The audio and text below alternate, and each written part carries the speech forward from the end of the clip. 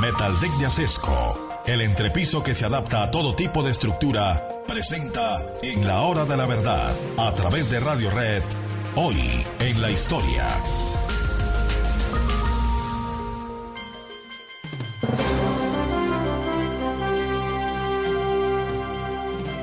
Ay, Dios mío, noticias que llegan, noticias por aquí, por allá. Hablemos de historia y hablemos de un personaje inmensamente significativo en el pensamiento de la humanidad. Ustedes, desde luego, queridos amigos, hablan de los silogismos, ¿no es cierto? Es que ese es un silogismo perfecto. Todos los hombres son mortales, Pedro es hombre, luego Pedro es mortal.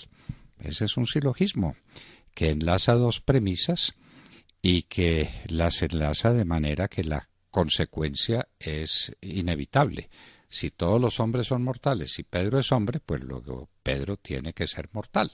No hay alternativa. Pues esa lógica implacable, esa construcción silogística como la construcción de las categorías, ¿cuáles son las categorías esenciales para el pensamiento? Todas ellas siguen vigentes en el mundo. ¿Cuántos siglos después? Aristóteles de Estagira nacería en el año 385 antes de Cristo. En un pueblecito de Macedonia que era parte de Grecia que se llamaba Estagira, y a los 17 años viene a Atenas. Viene a Atenas ávido de conocimiento. El niño venía de una familia de médicos muy importantes. El ambiente de su casa era un ambiente de pensamiento, un ambiente intelectual, y llega a la academia, nada menos que a la academia de Platón. Y Platón no estaba en su academia en Atenas, porque Platón, uno de los más grandes pensadores que dio la humanidad, y alguno dice que el hombre más inteligente que hubo sobre la tierra, Platón, emprendió unas aventuras tremendas porque él estaba convencido de que el mejor de los gobernantes tenía que ser el más sabio. Era el gobierno de los sabios, el gobierno de los filósofos. Trató de implantar eso en Sicilia. Primero tuvo un acercamiento a Sicilia de unos 2 años, volvió y después regresó 5 años y eso fue un desastre total y absoluto. Pero su academia no murió, la academia de Platón. Y allá bebió Aristóteles las bases de la filosofía. Muchos han dicho que Aristóteles fue infiel a la filosofía platónica. Esa es una discusión de nunca acabar y pasaríamos el tiempo aquí atendiendo esa discusión si Aristóteles después siguió siendo fiel a la academia en sus rasgos esenciales, pero introduciéndole modificaciones y puntos de vista que cambiaron la filosofía griega y que cambiaron toda la filosofía de Occidente. Porque el trabajo de Aristóteles sí fue el más perfecto de cuantos trabajos filosóficos se han hecho. La metafísica platónica es absolutamente insuperable. La metafísica que desde luego conduce a Dios. Aristóteles es un gran defensor de la esencia de la divinidad, la sustancia, el alma que trasciende, el alma que no puede morir, el alma que es inmortal, una idea aristotélica prodigiosa. Todo esto es discutible históricamente, pero todos sostienen que de su segunda mujer tuvo un hijo llamado Nicómaco, y ahí nació la Ética a Nicómaco, que es uno de los libros más hermosos que se escribieron en la humanidad. La Ética a Nicómaco. El bien entendido por una persona que no conocía porque no podía conocer los mandamientos de Jesús, porque Jesús todavía estaba a 4 siglos de su nacimiento, y esa ética es de una perfección en la distinción y del bien y del mal como difícilmente se hubiera podido lograr en ninguna otra forma de pensamiento, ni siquiera en el pensamiento cristiano. Es insuperable Aristóteles, y por eso en un día como hoy, en el año de 1255, la Universidad de París, recién fundada, donde ya se empezaban a oír las enseñanzas de Santo Tomás de Aquino, que basó toda su obra en Aristóteles. tomen a Santo Tomás de Aquino y en cuantas de sus artículos, las cuestiones de Santo Tomás se dividen en artículos y los artículos tantas veces empiezan con una objeción.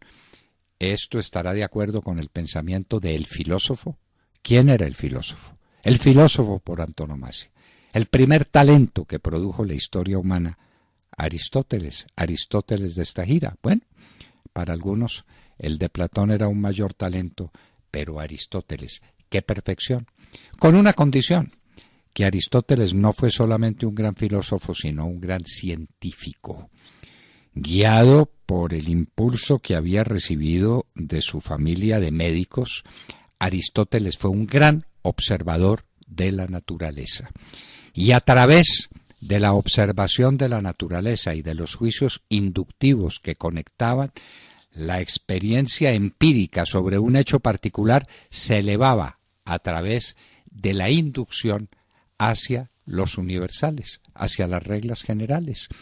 Y Aristóteles fue un gran científico, para muchos el padre de la ciencia, tal como la conocemos inclusive hoy, con los juicios inductivos, con los juicios deductivos, porque de esos principios universales se deducen también principios que van a lo particular, pero por el camino científico es un camino de lo particular a lo general, a lo universal. Todo ese debate de los universales tiene un punto de referencia obligada, que es el pensamiento aristotélico. Y miren ustedes, tuvo tiempo para ser mentor y para ser educador y para ser guía del hombre, del conquistador más importante que produjo la antigüedad, de Alejandro Magno. Y acompañó a Alejandro y fue su maestro, y fue su preceptor, y fue su guía moral. Y cuando llegó la noticia de la muerte de Alejandro a los 32 años de edad, todo terminó para Aristóteles. Le cayeron encima todos sus enemigos, todos sus detractores, todos los envidiosos.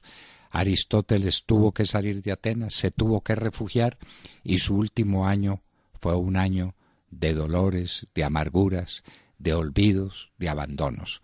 Muerto Alejandro, lo que le quedaba a Aristóteles era eso, el abandono y la muerte.